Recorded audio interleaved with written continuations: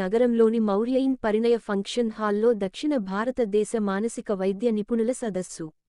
మనస్సు శరీరాల మధ్య సమన్వయ లోపంతో చోటు చేసుకునే మానసిక వ్యాధులపై అధ్యయనానికి ఈ సదస్సు నిర్వహణ. శారీరక రుగ్మతలు మానసిక రుగ్మతల అయిన కడుపులో పుండు బీపీ ఆస్తమా కడుపులో పుండు కీళ్ల నొప్పుల సోరియాసిస్లపై కూలంకుషంగా చర్చ.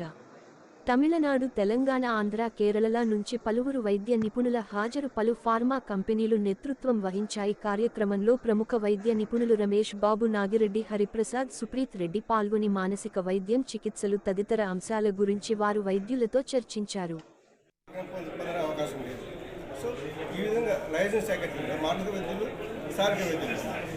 గ్యాస్ట్రోంటాలజిస్ట్ కావచ్చు, ఫిజిషియన్స్ కావచ్చు, ఎండోక్రైనాలజిస్ట్ కావచ్చు, థైరాయిడ్ ఇది కూడా మానసిక ఒత్తిడిని చూస్తుంది. మానసిక ఒత్తిడి నుంచి సో వీళ్ళంతా ఎలా కలిసి పనిచేయాలి, ఇట్లా కలిసి పనిచేసేటప్పుడు ఎలాంటి ఇబ్బందులు వస్తాయి, ఇబ్బంది ఎలా తొలగించుకోవాలి, దీని మీద క్షుణ్ణంగా చర్చించాలి. రేపు వచ్చేసి లాస్ట్ టాపిక్ మన డాక్టర్ ఇంద్రరామ సుబ్బారెడ్డి, చాలా ప్రముఖ మానసిక వైద్యులు విజయవాడలో. సార్ వచ్చేసి ఒక మంచి టాపిక్ మీద ఉపన్యాసం ఇవ్వబోతున్నారు. అంటే పాలిటిక్స్ అండ్ సైకాట్రీ, అంటే రాజకీయ నాయకులు మానసిక ఒత్తిడి, దీని మీద సార్ మంచి ఉపాయం ఇవ్వబోతున్నారు. ఈ మధ్యకాలం మనం చూస్తుంటాము, రాజకీయ నాయకులు చాలా ఒత్తిడిలో లోనవుతున్నారు. వాళ్ళు ఆత్మహత్య, డిప్రెషన్, తద్వారా ఆత్మహత్య చేసుకోవాల్సింది.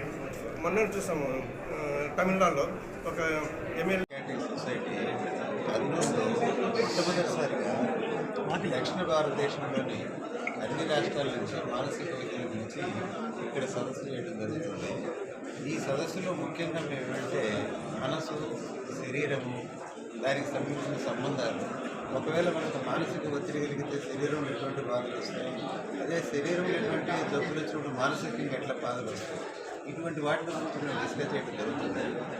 ముఖ్యంగా మానసికంగా మనలో ఎక్కువ ఒత్తిడి, దీర్ఘకాలమైన ఒత్తిడి ఉందనుకోండి, అది మనలో ఉండే హార్మోన్ వ్యవస్థను కానీ, నాడీ వ్యవస్థను కానీ, లేకపోతే మనలో ఉండే రోగనిరోధక శక్తిని కానీ పూర్తిగా దెబ్బతీసి మన శరీరంలో రకరకాల వ్యాధులు, అంటే బీపీ కానీ, షుగర్ కానీ, కడుపులో అల్సర్లు కానీ, చర్మం మీద వ్యాధులు కానీ, తలనొప్పులు కానీ, రకరకాలమైన బాధలు మనకి ఈ మానసిక ఒత్తిడి వల్ల జరుగుతుంది.